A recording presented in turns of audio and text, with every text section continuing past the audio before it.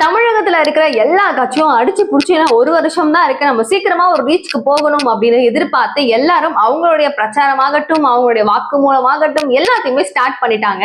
So கிட்டத்தட்ட ஏடிஎம்கே வந்து பாத்தீங்க அப்படின்னா பிஜேபி கூட கூட்டணியில வருவாங்களா அப்படின்னு பல பேர் எதிர்பார்க்கிற ஒரு விதம் தான் நடந்துட்டு இருக்கு. ஏன்னா ரீசெண்டா வேலுமணி அவர்களுடைய கல்யாணத்துக்கு போயிட்டு அண்ணாமலை போனப்ப எல்லாரும் எழுந்து கும்பிட்டு வணக்கம் நல்லா இருக்கீங்களா அப்படின்னு சொல்லி நல்லா விசாரிச்ச இந்த ஒரு விஷயம், இந்த ஒரு வீடியோவை பார்த்ததுக்கு அப்புறம் எல்லாருக்கும் ஐயோ போச்சு, இவங்க ரெண்டு பேரும் தான் திரும்ப சேர போறாங்களா, அப்புறம் ஏன் பிரிஞ்சிங்க அப்படின்ற மாதிரி தான் இருந்துச்சு.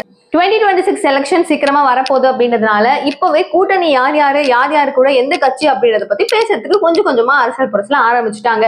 இந்த வகையில ஜெயலலிதா அம்மா இருக்காங்க இல்லையா ஏடிஎம்கேல, அவங்க இறந்ததுக்கு அப்புறம் தான் நம்மளுடைய பிஜேபி அண்ட் ஏடிஎம்கே இவங்க ரெண்டு பேரும் சேர்ந்து கூட்டணியா சேர்ந்து ஒர்க் பண்ண ஸ்டார்ட் பண்ணாங்க. நீ இல்லாம நான் இல்ல, நான் இல்லாம நீ இல்ல அப்படின்னு சொல்லிட்டு ரெண்டு கட்சியும் பயங்கர ஒரு கொலாபரேஷனோட இருந்தவங்க சடனா பாத்தீங்க அப்படின்னா 2023ல டபக்குன்னு ஏதோ ஒரு சண்டை போட்டுட்டு பிரிஞ்சுட்டாங்க. இவங்களுடைய அந்த கட்சி, அதாவது அவங்களுடைய கூட்டணி முறிஞ்சதுக்கு அப்புறம் திரும்பவும் சேருவாங்களா மாட்டாங்களா, அதுவும் இப்ப 2026 எலெக்ஷன் வருது அப்படின்னும் போது இப்போதைக்கு ரொம்ப பிடிப்பு வந்து ஏடிஎம்கே கிட்ட இல்லையோ அப்படின்ற மாதிரி பல கட்சிகள் ஒரு தரப்பு சொல்லும் போது பிஜேபி கூட போனா கூட்டணி வச்சா அவங்களுக்கு சிறப்பான ஒரு பாதை மேபி இருக்கிறதுக்கு வாய்ப்பு இருக்கு, ஜெயிக்கிறாங்களோ இல்லையோ தோக்குறாங்களோ ஆனா ஒரு சப்போர்ட்டான ஒரு டீம் இருக்கும் அப்படின்ற மாதிரி சொல்றாங்க. என்னன்னா அண்ணாமலை இருக்காரு இல்லையா, அவர் பக்கம் கொஞ்சம் கொஞ்சமா இங்க ஏடிஎம்கேல இருக்கிற முக்கியமான ஆட்கள் எல்லாரும் சாய ஆரம்பிக்கிறாங்கன்ற மாதிரி தான் ஒரு அரசியல் பொருளான ஒரு விஷயம். சரி, இந்த மாதிரி இருக்கும்போது நம்ம அண்ணாமலை கிட்ட போயிட்டு கேட்கறாங்க, ஒரு இன்டர்வியூல கேட்கறாங்க, சார் என்ன சார் நீங்க கூட்டணி யாருன்னு சொல்லலையே அப்படின்னும் போது எலெக்ஷனுக்கு இன்னும் கரெக்டா சாலிடா ஒரு 1 இயர் கிட்ட இருக்கு, அந்த டைம்ல வந்து வரும் காலங்கள்ல நம்ம பாத்துக்கலாம் அப்படிங்கிறாரு.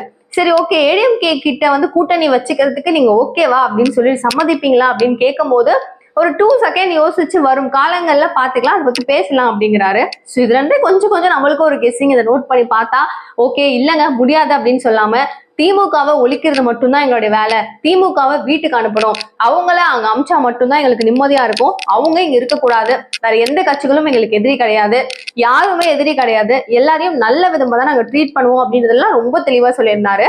ஸோ யாராவது இவரை திட்டும் போது கூட இவர் ரொம்ப டீசெண்டா இப்போ ரீசெண்டா பார்த்துருப்பீங்க வைகோ அவர்கள் வந்துட்டு எப்படிலாம் பேசினாரு, பைத்தியக்காரெல்லாம் பேசினாரு. ஆனாலும் அண்ணன் வைகோ இருக்காரு அப்படின்னு சொல்லிட்டு அவர் ஊசி குத்தினாலும் வாழைப்பழத்துல ஏத்தினாலும் என்ன பண்ணாலும் அவங்களுக்கான ஒரு மரியாதையை கொடுத்து அந்த கிரேடை தான் மெயின்டைன் பண்றாரு. பட் உதயநிதி ஸ்டாலின் கிட்ட மட்டும்தான் அது கொஞ்சம் போயிடுச்சோன்ற மாதிரி தோணுச்சு. மற்றபடி வந்துட்டு பிஜேபியில இருக்கிற நம்ம அண்ணாமலை வேற லெவல்.